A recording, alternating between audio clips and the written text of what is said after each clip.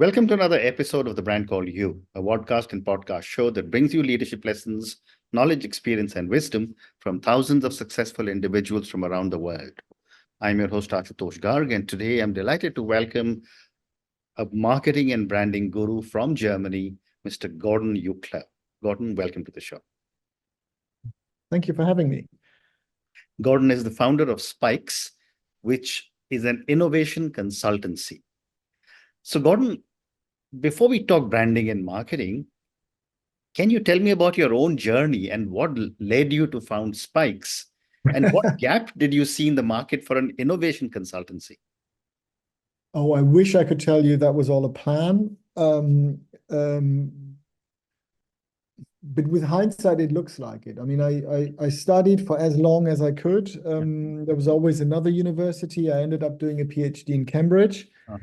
Then went into advertising and as a planner or strategist. And I mean, let's face it, there was always this thing, the myth that there was a year in the late 70s in the UK when in a public poll, the advertising was perceived as more entertaining than the actual program. Right. And that's the BBC, not like German dull TV. And that's why that's the only reason for me to be in advertising. And then we realized that this doesn't exist today. No one knows that. So we started a little survey. In Germany, it's called The Advertising That Excites, where we ask people, did you recently see an ad that you truly enjoyed? So out of the hundreds and thousands of ads that people are bombarded with, they're allowed to name the one ad that made it through. And that we kept on publishing for years and years and expanded it, or like as a hobby, more or less. I joined Deloitte in the meantime. We also expanded it beyond just ads and more, because it's not just true for ads, it's true for everything companies do. So we ask people, did you recently had contact with the company? So we can see all the things companies can do to excite people. Product, services, chatbots, hotlines, employees, and. So and that got just really good demand in the market. And then at some point we said, look, this is worth doing it. It's a good thing to help companies learn about these things, and companies were interested in it. Fascinating. So, my next question is, what are some of the most common challenges companies face in becoming truly customer-centric? And how do you at Spike help them address these challenges? Well, I mean, the biggest challenge, like everything in business life, is it's very easy to say we are customer-centric. I think these days, 80% of the companies say they are customer-centric, yet only 8% of the people agree. And the biggest challenge is turning from thinking about customer centricity into doing, because it's such a wide array. It's basically it takes everything a company do to become truly customer centric, and that's the sure way to get lost. Right. So where we can help is we can't tell you how to improve everything you do, but we can tell you the rare moments, 2, 3, 4, where you could actually excite people. And thereby create momentum for the company, momentum for customer centricity. And, when I was reading about you to prepare for my conversation, I love the term excitement in several places. Yeah. How do you ensure that the excitement engine remains innovative and ahead of market trends? Well, I mean, there's a simple thing. We ask, normally when we look into an industry, we ask 6,000 people the question, did you recently had contact with a fashion company or with an insurer or while shopping? And they tell us all the secrets of the best players, the best startups, but also the best big companies in the market. Right.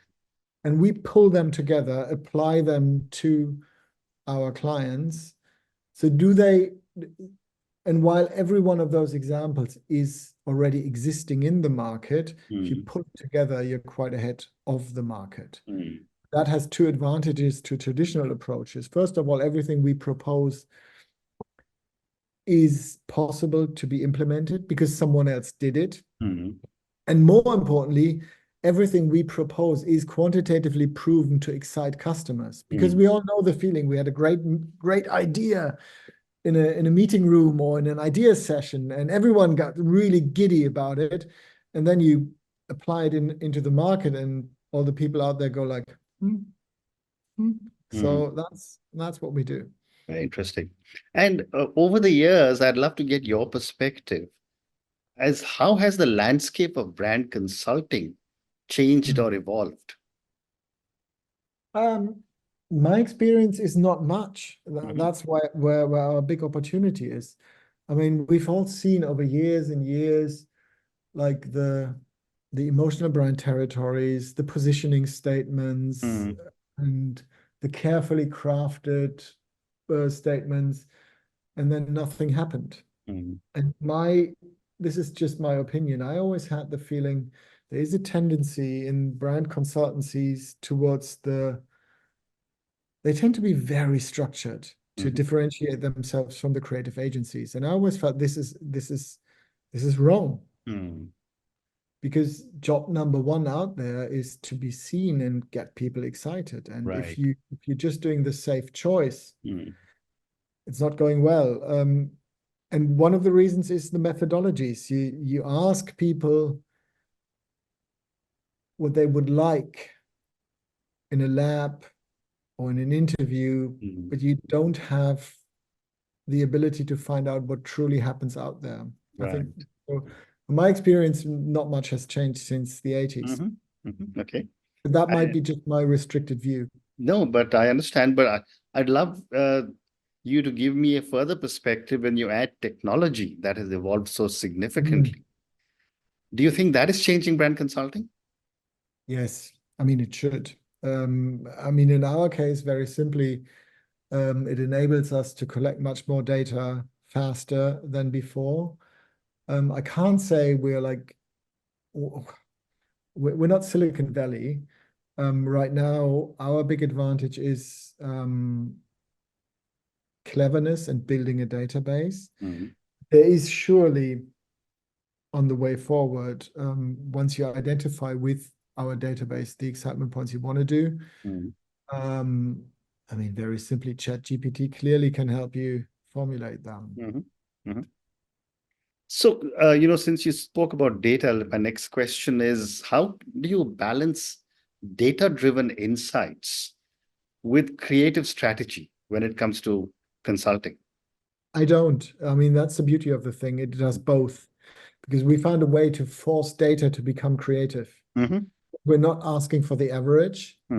This is probably, sorry, coming back to your brand consultancy question. This is the problem of the brand consultancies. They look for the positioning that is best on average. We have a database that is probably bigger than everything brand consultancies do. But at the same time, the database consists only of things that are exciting to customers. And that's the creative part. So coming back to excitement, Gordon, can you help me understand the process of developing a brand's excitement profile? Yes, sure. I mean, I can tell it. Happy to do so. And I'm trying to make sure it's not a sales pitch. How we do it, as I said, we ask 6,000 people in one industry whether they recently had contact with a company that they truly enjoyed. Out of the answers, on every answer, we ask also for which company was it you had contact with, at which touch point, and with which emotion. And then we can basically build an emotional excitement profile for this industry. So what are the emotions that excite in your industry? We can map our client against it, how they're performing compared to the industry, where they're ahead, where they're lagging. Then comes the interesting bit. We can also calculate the emotional territory where the brand would create the biggest value to their customers. Because on every data point, we have a value in terms of money.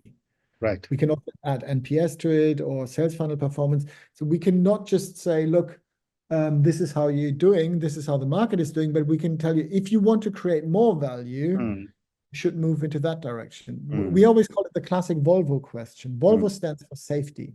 Yeah. If they manage to convey even more safety to people, people would at some point believe they could safely drive their Volvo on Mars. But all they want to do is do their grocery shopping around the corner, and that's where Toyota safety or, I don't know, VW safety is probably enough. We can calculate how much more value potential to customer is in your brand positioning, or whether you should add something to, in that case, safety. Great response. Thank you. There is, another aspect of brand marketing that I have a few questions on marketing strategy.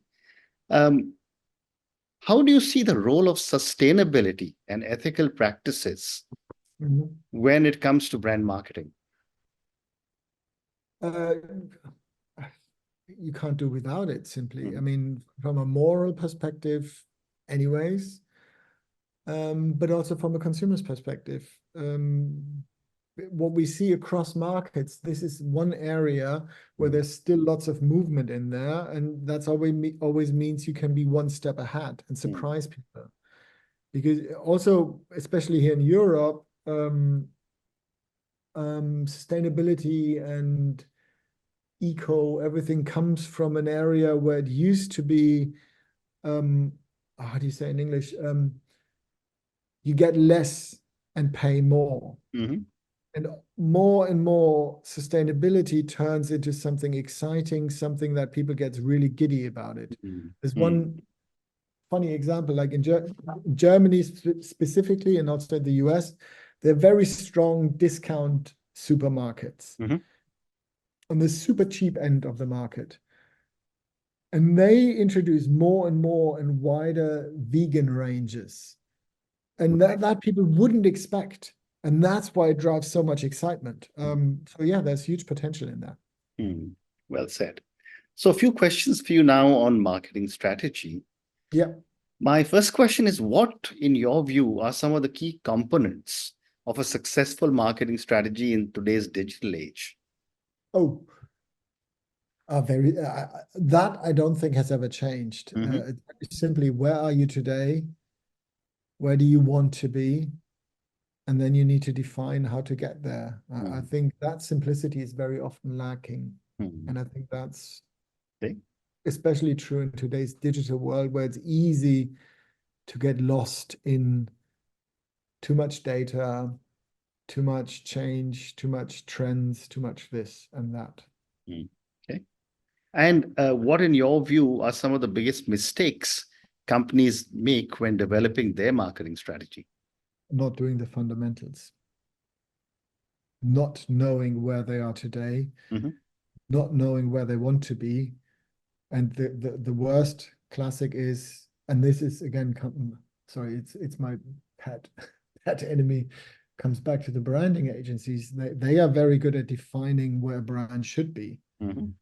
They're significantly less good as define. That is not a strategy. A strategy is only a plan how to get there. Okay, and what is the challenge of marketing to diverse global audiences? I think one of the biggest challenges of marketing today that we experience, marketing and branding in general has been very good at arguing that they are key for long-term success. Brand will make this company super successful in 2 years, 3 years, 4 years. Right. And that you can moan about it, but that more or less put them out of the game of today too often. Because no one has time, like, on the one hand, no one has time to wait for 2 or 3 years, but also, let's face it, I'm not a genius statistician, but whenever you look at any kind of growth predictions of 2 or 3 years, blimey, I don't want to make them, and I'm still looking for someone who can make good growth predictions for 2 or 3 years. Mm-hmm. And my last question to you, Gordon. This is the age of young entrepreneurs, small businesses, I'm not. limited budgets. What strategies do you recommend for small business owners looking to build their brand on a limited budget? Well, obviously exciting customers. Mm-hmm. And that's probably easier if you're a small business, because you're much more control and you're much closer to customers. Because there's nothing like feeling the excitement of one of your customers, or in our case, like one of our clients. If they really like what we're doing, this is best feeling ever. Wonderful. And on that note, Gordon, thank you so much for speaking to me. I think it was a great conversation on branding and branding strategy. Thank you again and good luck. Thank you so much. Thank you for listening to the Brand Called You videocast and podcast, a platform that brings you knowledge, experience, and wisdom of hundreds of successful individuals from around the world. Do visit our website www.tbcy.in to watch and listen to the stories of many more individuals. You can also follow us on YouTube, Facebook, Instagram, and Twitter. Just search for the Brand Called You.